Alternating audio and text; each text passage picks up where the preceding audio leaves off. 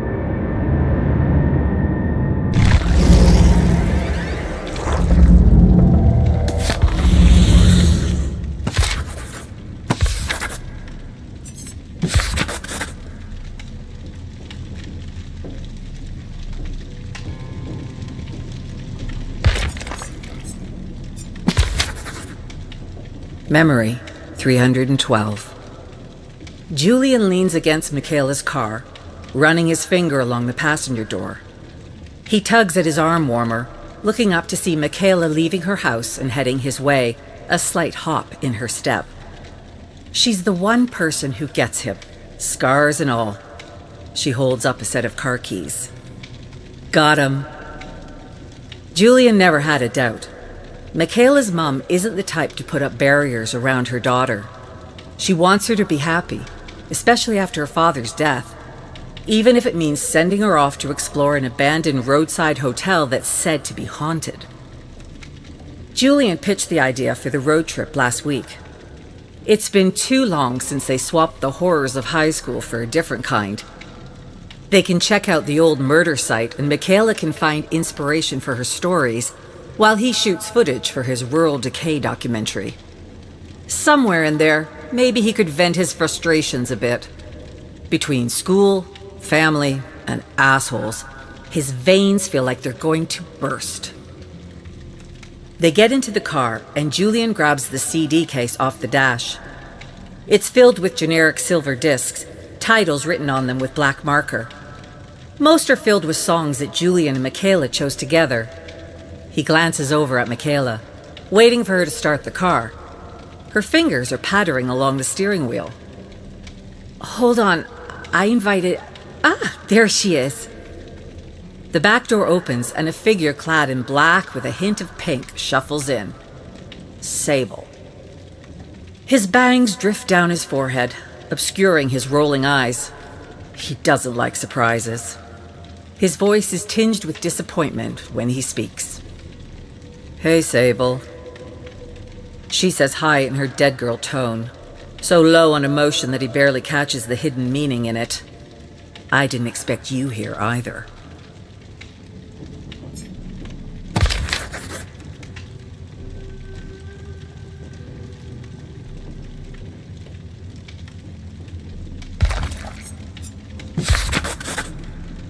Memory, 314.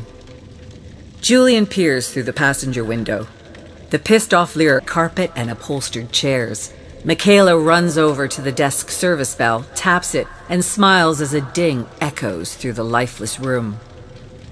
Julian pulls out his video camera and gestures for the others to follow as he looks down a hall.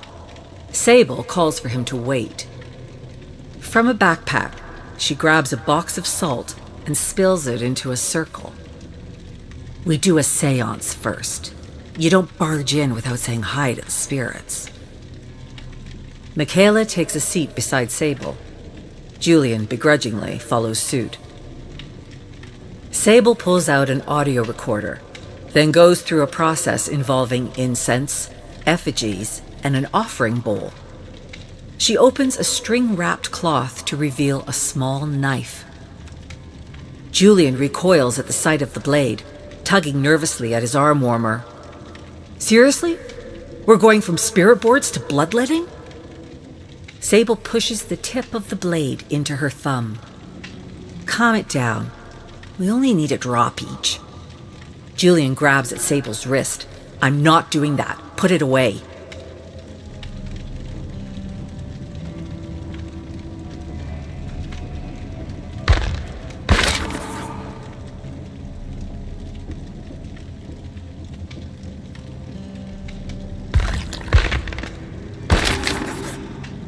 Memory, 316. Julian clutches at his bloody palm, a jagged cut carved through the skin. Sable freezes. It's ceremonial, it's not sharp. It's sharp enough. Michaela frantically tries to diffuse the situation, but Julian's focus is on the pain-fueled anger that centers solely on Sable. Where did she even come from? It started as Julian and Michaela. Then somehow, as if from nowhere, Sable appeared and inserted herself. Now the goth girl's always in the spotlight.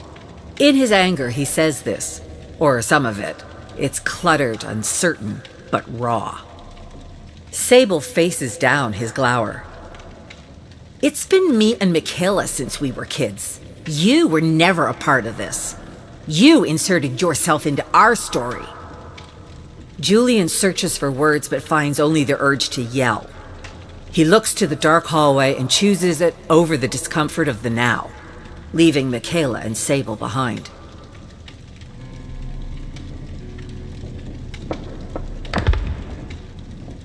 Memory.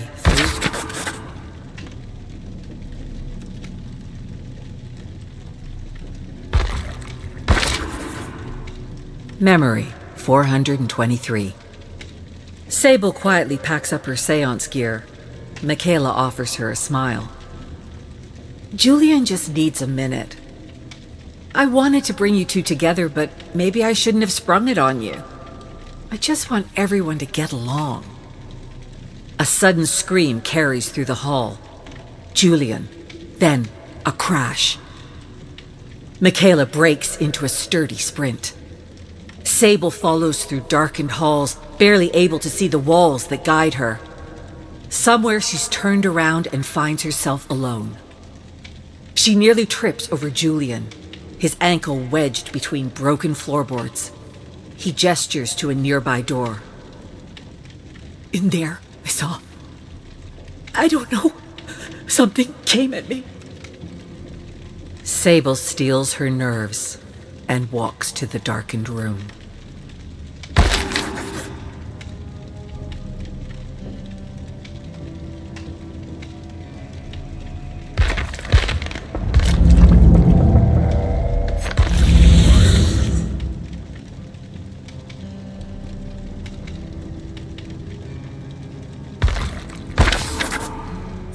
Memory 6079.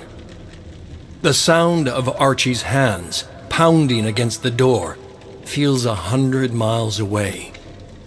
Evan ascends the staircase. Each step feels lighter than the last. He just needs a little break. No fake friends. No overbearing boss. No unions. No maggots. No lies. No mine. No killing. He figures if he calls the fire department to let his father out, it would take them a few minutes to get here.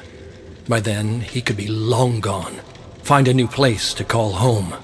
Maybe down the coast, somewhere a little sunnier. As he reaches the top of the stairs, he notices something pooling around his feet. Smoke. He turns around and barrels back down the stairs. The smoke feels like soup as he descends, pitch black and choking. Too thick for smoke. Fog? He can't hear his father screaming anymore.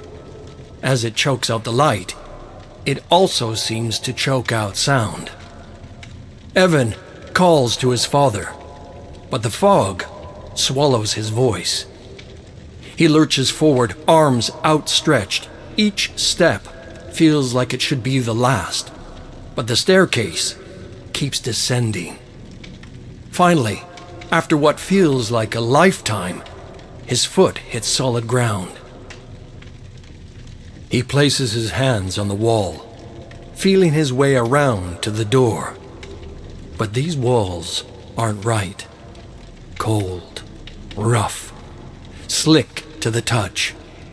The fog begins to dissipate, just enough to see his own hands. Blood. He gasps as the room comes into view. The steel door is gone. The gray concrete walls replaced by rickety wooden boards. Streaks of gore reach from floor to ceiling as exposed pipes rattle erratically. His eyes scan for anything familiar where his father might be trapped. As he reaches the center of the room, his gaze freezes. An enormous structure, covered in meat hooks. He is unable to tear his eyes away from it. The structure horrifies him. But something strange and foreign speaks deep within him. These hooks. These are my hooks.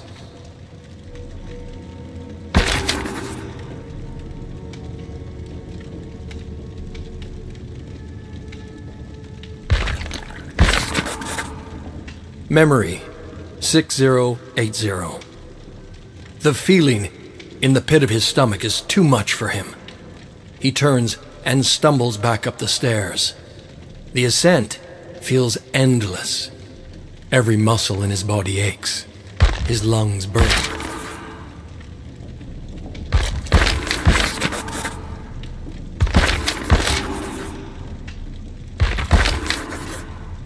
Memory.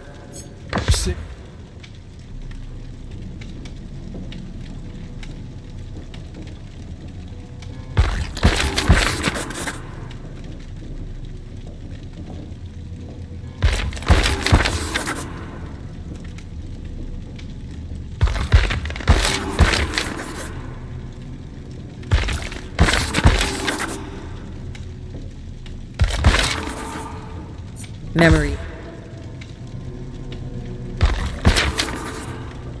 The Creeping Fog 1.